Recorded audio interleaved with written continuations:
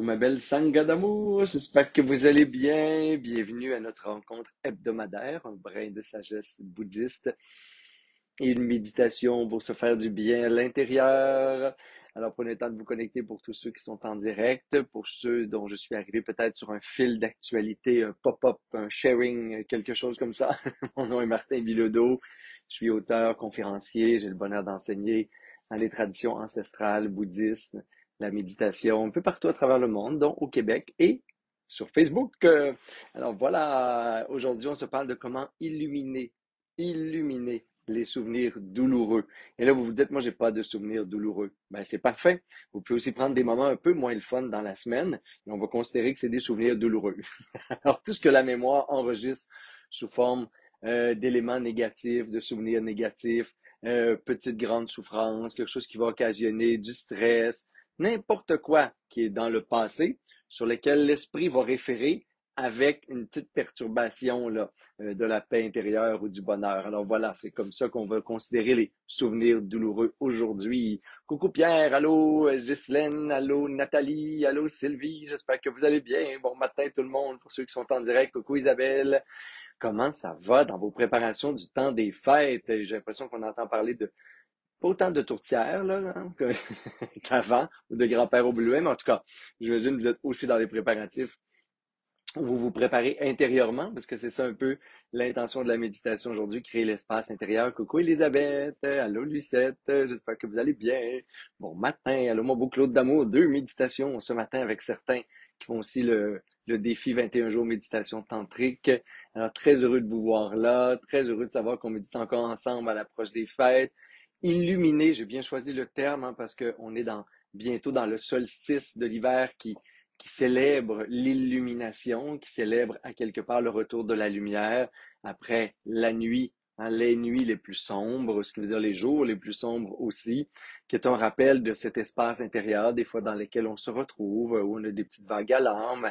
C'est pas pour rien que hein, cet espace de temps, novembre, décembre, hein, parfois ça nous fait visiter des espaces de nostalgie, des souvenirs de famille, parfois on pense aux gens aux absents, hein, autant qu'aux personnes qui sont présentes. Alors, c'est pour ça que j'ai choisi ce thème-là juste avant ce temps des fêtes, ce temps de célébration du retour de l'espoir, de la lumière, de la vie, hein, sous forme de hein, un solstice, une lumière qui revient, les journées qui vont rallonger dès le 22 décembre. Là. Et comment on peut, à l'intérieur de notre esprit, vivre le même parcours, la même alchimie à quelque part, pour ramener de la lumière dans ce qui parfois, nous amène de l'ombre, hein, sur la joie, sur les qualités de cœur, finalement. Alors, comment la méditation contemplative qu'on va faire hein, s'ancre dans ce cycle-là, tiens, de la nature et aussi dans la philosophie bouddhiste. Comme je l'ai dit tout à l'heure, là, pour ceux qui sont en direct, qui viennent d'arriver, qui se connectent encore, là, je vois des petits coucous, des partages. On est presque à 100 personnes. Je veux pas mes lunettes, je vois pas le petit chiffre en haut de mon iPhone, mais bon. Voilà, on vient d'arriver dans les 3 chiffres. Fait qu'on doit être à soit 1000 ou soit 100. Non, c'est pas vrai. Et je vous rappelle que vous pouvez toujours partager les méditations et ces petits moments qu'on vit ensemble. Et c'est ça, si vous appréciez, puis si vous voulez le garder aussi sur votre fil d'actualité, c'est merveilleux. Et donc, on va se prendre un moment aujourd'hui pour se parler comment, dans une perspective sur la transformation de l'esprit, on peut illuminer, encore une fois, nos souvenirs douloureux. J'ai mis un mot qui était gros là. Mais comme je l'ai dit tout à l'heure, ça peut être des éléments de la semaine qu'on digère avec un petit peu plus d'esprit négatif, des situations passées dans lesquelles il y a du stress ou du ressentiment.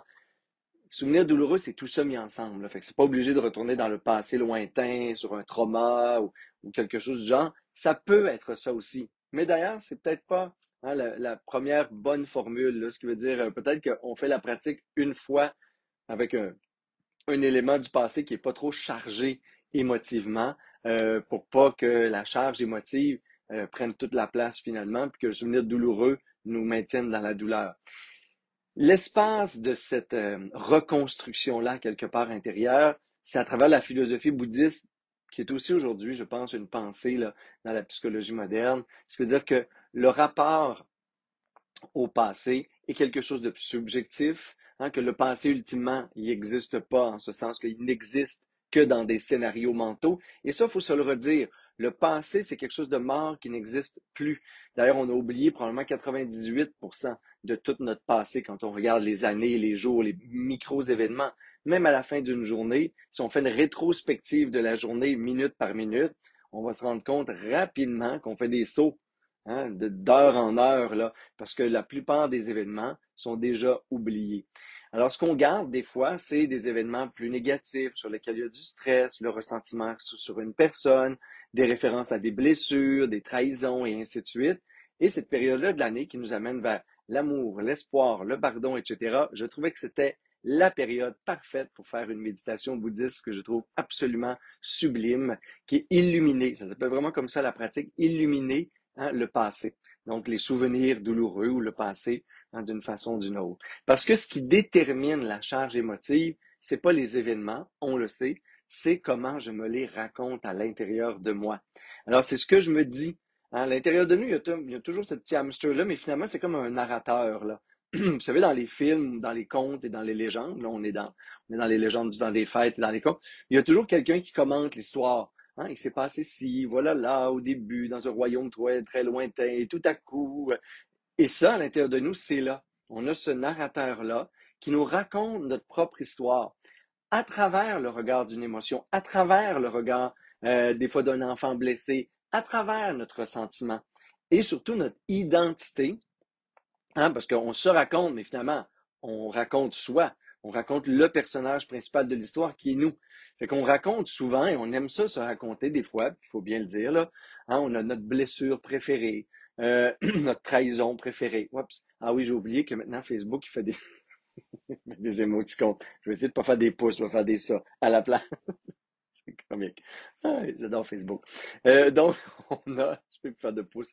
On a donc plein d'histoires et de scénarios sur lesquels on va réfugier des émotions, hein, un refuge là, vraiment de tristesse, de nostalgie, de colère, d'esprit de victime, et ainsi de suite.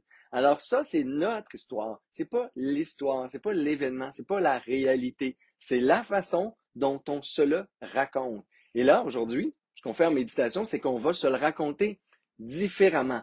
Mais là, ça prend comme un engagement là, personnel. Il faut dire, moi, non seulement, je joue un double rôle, là. Je suis comme celui qui fait la narration de l'histoire.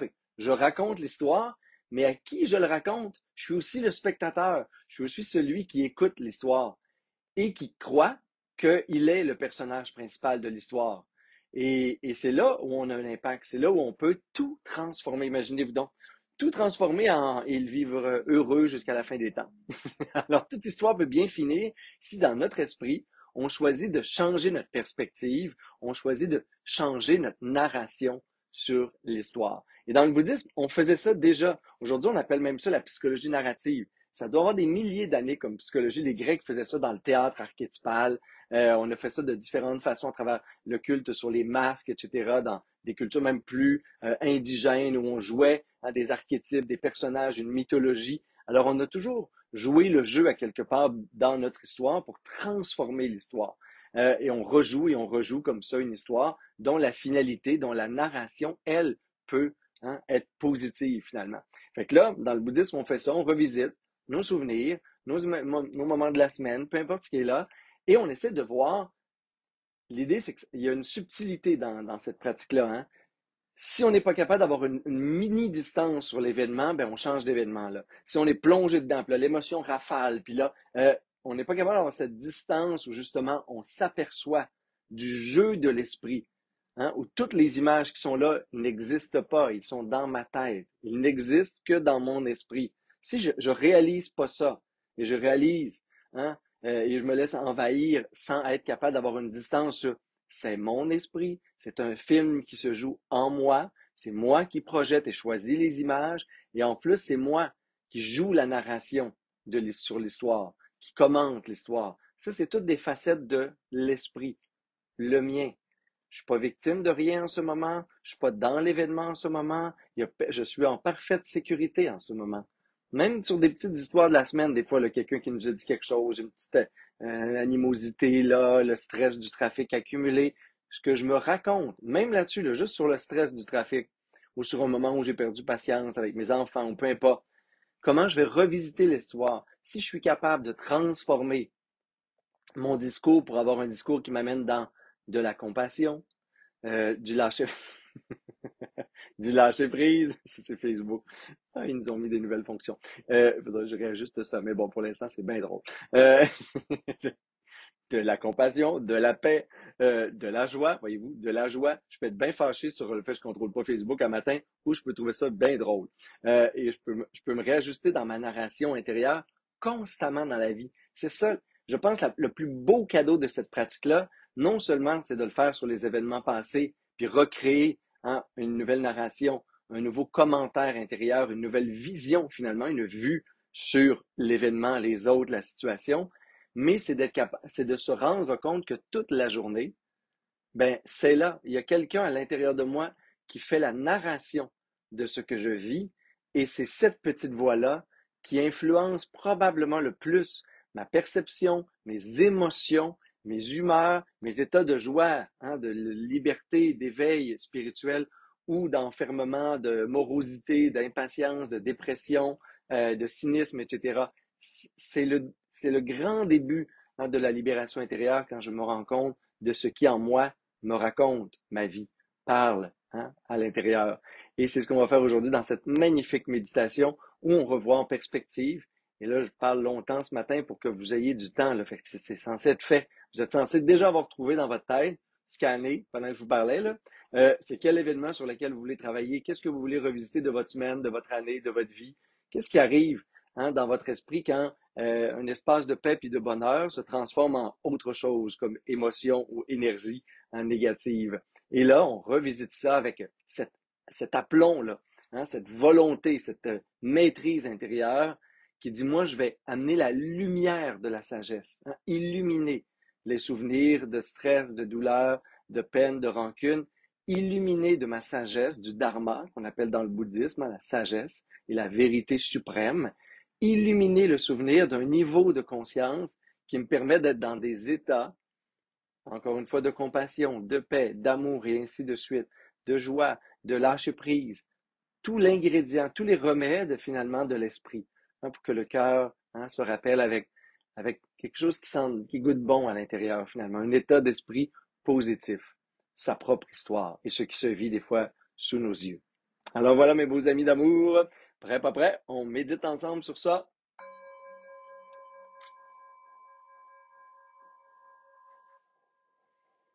Et à la fin de la méditation, je vais vous donner des petites astuces, là, justement, pour comment ramener ça dans la vie de tous les jours et transformer au fur et à mesure l'histoire, votre histoire. Et pour l'instant, on prend un temps pour contempler, transformer intérieurement, se libérer, amener de la joie, de la lumière et de la sagesse dans tout ce qui est là dans l'esprit, dans ce continuum d'événements qui se racontent à travers nous.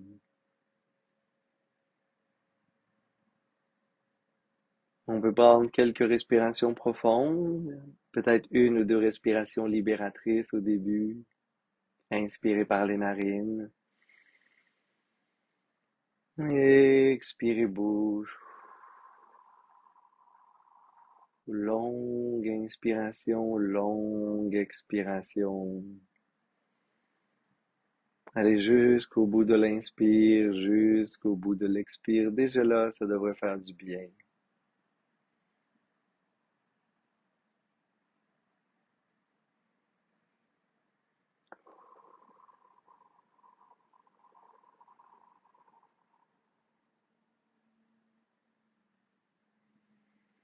Et vous pouvez toujours garder les yeux mi-clos ou les yeux fermés pour la pratique.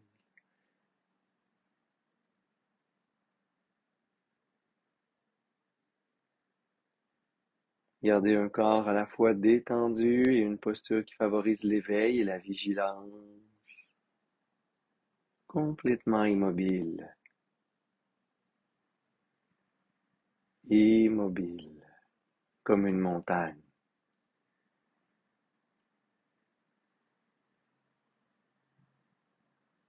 Et on peut pour un court instant contempler plus spécifiquement les légères sensations à l'extrémité des narines.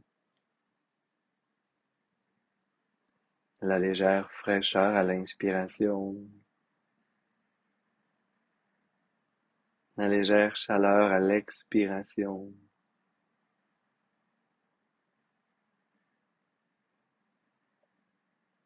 Et déjà, regardez à l'intérieur de vous comment vous vous racontez en ce début de méditation. Qu'est-ce que vous vous dites en ce moment? Et qu'est-ce qui peut motiver une meilleure pratique?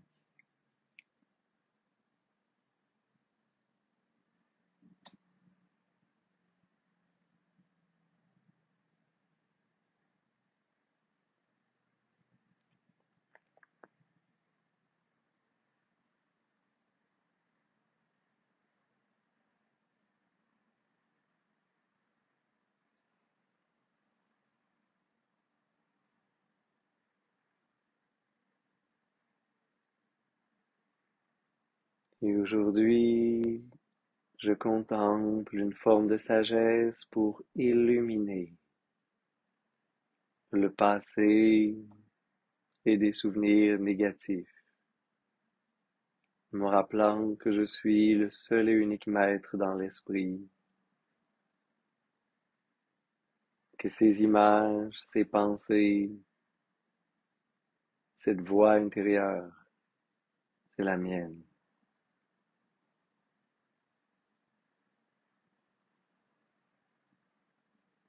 Que l'esprit est un refuge où je suis toujours en sécurité.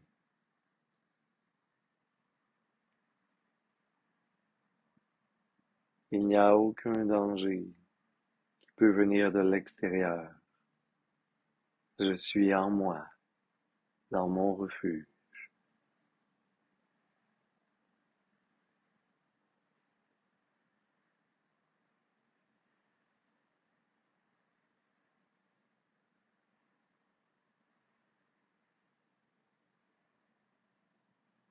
Et je peux imaginer, avant de faire la pratique proprement dite, un espace de lumière et de sagesse à l'intérieur de moi-même.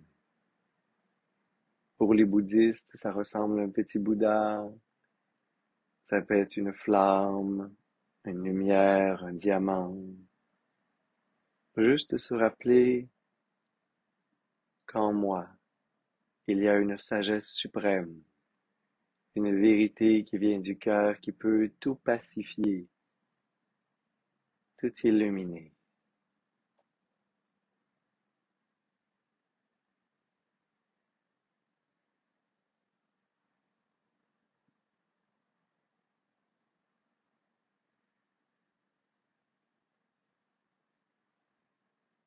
Ça ressemble à une vibration d'amour, d'élévation, de paix et de joie. Et c'est à travers cette lumière, cet état de conscience que je veux regarder et voir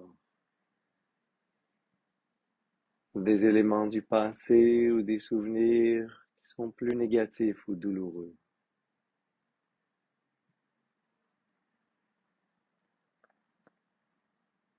Et je peux commencer par trouver un moment de la semaine ou des derniers jours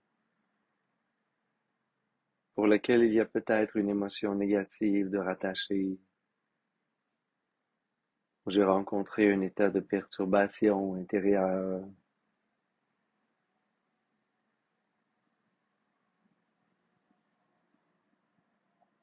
Et dès que j'ai choisi l'instant, je le regarde comme un film. Et je suis particulièrement attentif à l'histoire que je me raconte. Qu'est-ce qui se dit intérieurement sur cet événement ou cette personne?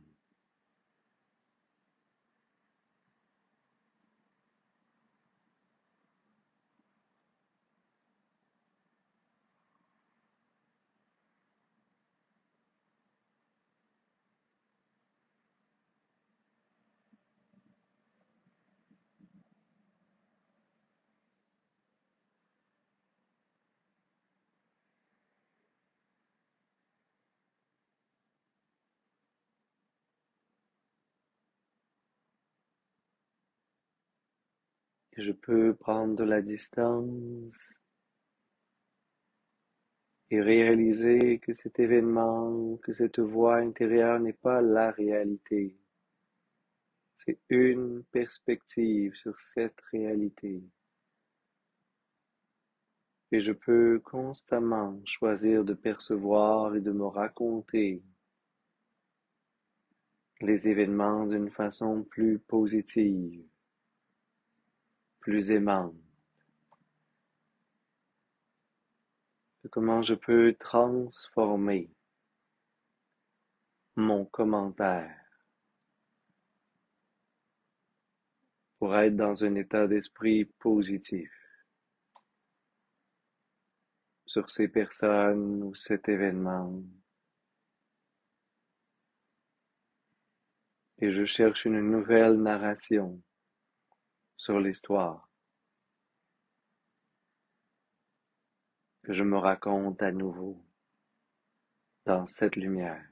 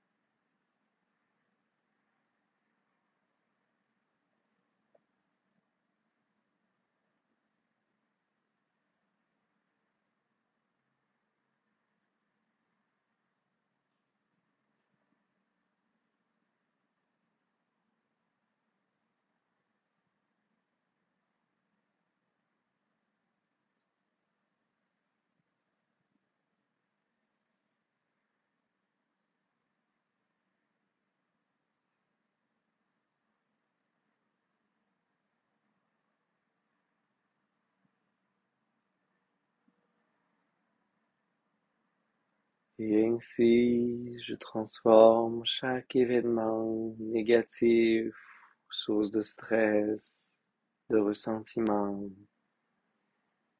des derniers jours, semaines, de la dernière année, ou juste des souvenirs qui refont surface en ce moment. Je prends le temps de les accueillir et de regarder comment je me les raconte. Et je me rappelle que je peux toujours me les raconter d'une façon différente, à partir d'un fondement d'amour ou d'une base de sagesse, de joie, de pardon, de compassion.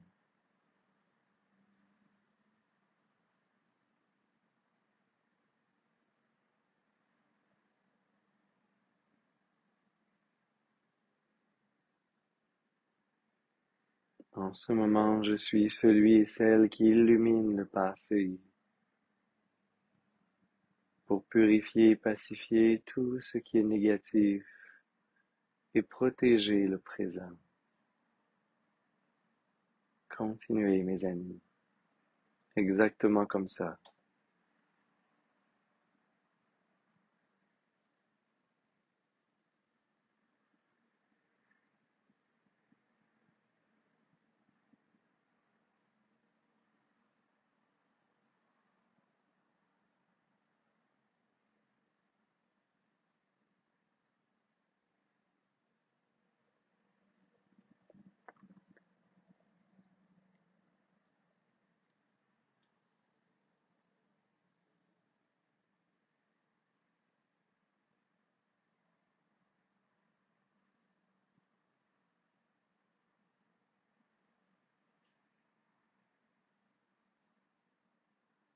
Et ainsi, j'amène de la douceur, de la paix, de la joie et de l'amour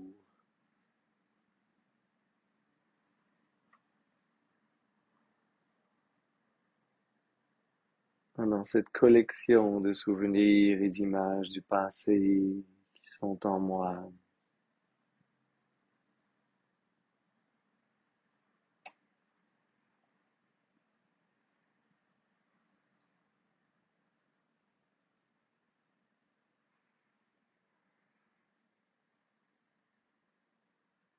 Je réalise l'importance de comment je me raconte les choses, comment je me dis l'expérience ou l'autre,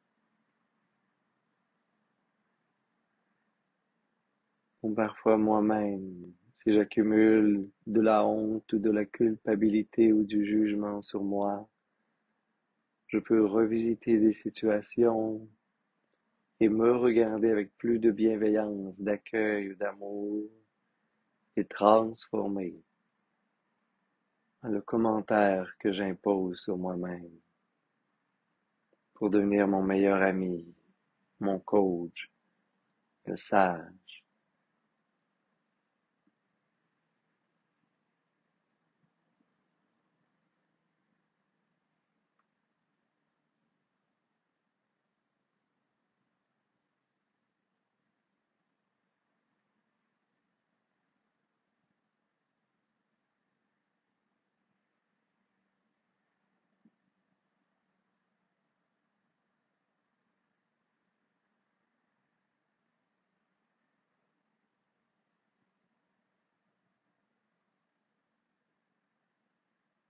Parfois, juste se rappeler que ça n'a pas tant d'importance,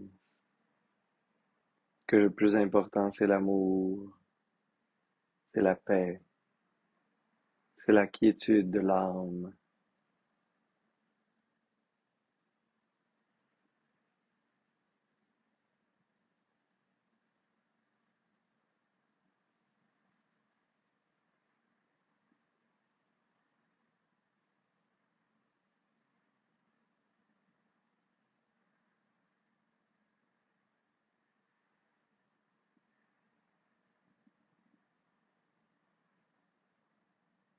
Et encore pour une dernière minute, si je veux compléter un processus, ou choisir un autre événement de la journée ou de la semaine, que je vais me raconter d'une façon pleine de sagesse, lumineuse, plus aimante et joyeuse.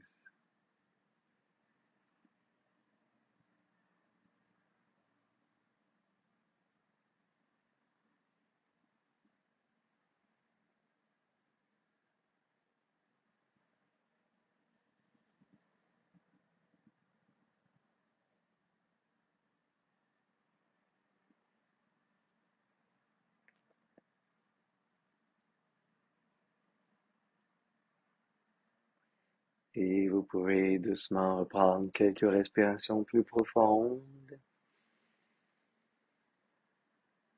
vous réjouir de ce que vous avez accueilli et transformer juste ce qui est là, comme c'est là.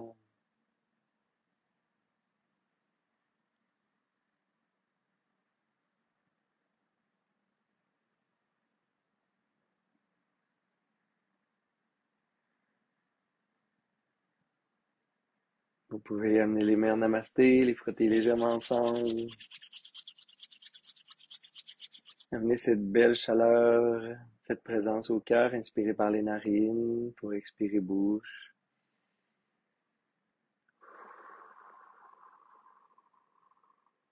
Et inspirez pour faire vibrer le son Om.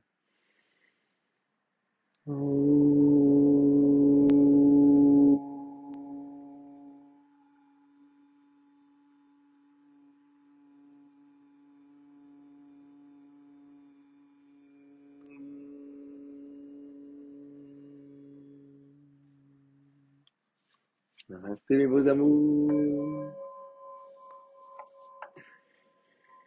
Hmm. Alors, parlez-moi donc, si vous avez le temps, comment vous avez vécu cette expérience, quelles sont vos questions, commentaires, qu'est-ce qui est là pour vous après cette courte méditation, que je vous invite, et voilà mes astuces et conseils, comment on peut aller encore plus loin dans cette pratique. Mais juste avant, hier, j'ai posté euh, des billets d'avion en spécial, là, parce que c'est une de mes amies, Denise Bigeot, qui vit avec moi au Mexique, qui vient dans plein d'événements, qui m'a dit, Martin, j'ai amené mon fils, ma belle-fille à Pacha dans ton centre au Mexique, en janvier. Les billets en quelques semaines ont passé de 1200, 1400 à 500-600 $, à 700 $ aller-retour. Alors, j'ai posté ça, mais je suis pas un agent de voyage. D'ailleurs, sur le site patchalegria.com, que je mets partout, là, qui est également dans le commentaire de ce message-là, de ce vidéo-là. Il y a une agence de voyage référée avec notre belle Nathalie. Il y a dans les questions et réponses, il y a toutes les informations sur les aéroports, etc. Ça, c'est pas ma job. Moi, j'ai un centre, j'anime des retraites partout dans le monde. Comment vous vous déplacez, où vous venez, je suis pas responsable de ça. Fait que j'ai reçu plein de messages hier pour dire c'est quoi les forfaits tout inclus, c'est quoi ci, c'est quoi ça. C'était juste une information que j'ai voulu vous partager, parce que je sais qu'il y en a plein parmi vous, nos retraites, il y en a certaines qui sont déjà à moitié complètes pour les retraites et les semaines, et il y a plein de gens qui viennent vivre des séjours où il peut y avoir de la méditation, du yoga au Mexique, sur le bord de la mer avec nous cet hiver. Moi, je suis là pendant presque 4 mois cet hiver. Ceux qui connaissent Pachegria, vous le savez, c'était à vous que je m'adressais davantage. Ceux qui voulaient déjà venir chez nous, mais qui attendaient pour acheter leur billet d'avion peut-être avant les fêtes, etc. Il y a encore une super aubaine là, sur les réseaux, sur les cheapflight.com Expedia. Allez voir, là, c'est Aéromexico en ce moment qui a descendu ses prix. Fait que c'était là, c'est tout. Et le reste, pour cette pratique-là, mes beaux amours, d'amour, ce que vous pouvez faire pour aller plus loin. Des fois, dans une méditation, on n'a pas l'état d'esprit, la clarté, la vigilance. Faites-le par écrit. Une de mes pratiques préférées, c'est bien d'écrire. Hein, toute ma vie, j'ai écrit beaucoup. Faites-le. Dites, OK, cette semaine, j'ai vécu ça. Voici comment je me le raconte. Voici ce que je pense. Tu sais, allez-y, là, comme voici ce que je pense de l'événement. Puis clairement, c'est des pensées négatives. Et faites l'effort, là. Il y a un effort joyeux de dire comment j'aimerais me raconter l'histoire. Si j'étais hein, le meilleur de moi-même, là, un sage, une personne aimante, joyeuse, plus lucide, tu sais, ce que j'aimerais qu'on me raconte sur cette histoire-là ou la façon dont j'aimerais le voir, c'est ça. Et écrivez-le. Vous pouvez même faire une page sur laquelle vous avez tous vos petits événements négatifs, une petite ligne, puis la nouvelle histoire, la nouvelle narration, la nouvelle façon de le voir. Et ça, sous-estimez pas ça. Ça va transformer votre esprit, ça va transformer votre énergie. Vous allez même libérer des trucs du passé qui, dans votre inconscient, sont encore là. Et dans la vie de tous les jours, ben, soyez responsable. Hein? C'est pas l'événement qui configure vos émotions, vos humeurs, vos états de santé même. C'est la façon dont vous vous racontez en simultané, constamment, les choses et la vie. Et ça, c'est dans votre esprit. Et méditer, ça amène de la clarté, de la conscience sur cette petite voix intérieure qui est là sans arrêt, nuit et jour, hein, même dans les rêves. C'est encore là. Ça se raconte la vie, l'expérience, l'histoire. Et c'est là où vous pouvez tout transformer à l'intérieur de vous et vous transformer en profondeur et atteindre des états de grande libération. Et pour les gens, hein, les quelques 600 personnes qui sont dans le programme Trip ta vie en ce moment là, sur le web, qui ont fait les expériences de la psychologie du héros cette semaine, de la légende personnelle, cette méditation-là, elle est là aussi pour vous, puisque je trouvais que c'était un complément sublime à l'aventure héroïque qu'on vient de vivre cette semaine dans notre première hein, portion du programme, notre première semaine des 8 semaines ensemble. Alors voilà, optimisez cette pratique-là, revisitez-la. Si c'est pas votre meilleure pratique aujourd'hui, puisqu'il y avait du bruit, vous n'étiez pas concentré, vous aviez trop mangé avant, refaites-la. C'est une des belles et grandes pratiques et je trouve que ça peut illuminer hein, le monde, la vie, le cœur d'espoir, d'amour, de joie. Hein, on libère tout le ressentiment parce que si c'est pas ça le rappel des fêtes, c'est pas ça le solstice hein, qui célèbre le retour de la lumière, c'est pas ça ce Bouddha-là qui est en nous, je sais pas c'est quoi. Alors donnons-nous les meilleures chances de vivre plus libre, plus heureux. Et je vous dis à la semaine prochaine, mes beaux amours d'amour, ou à très bientôt si on se parle et on échange des commentaires et des messages. Merci infiniment. Vous pouvez partager. Bisous. Namasté.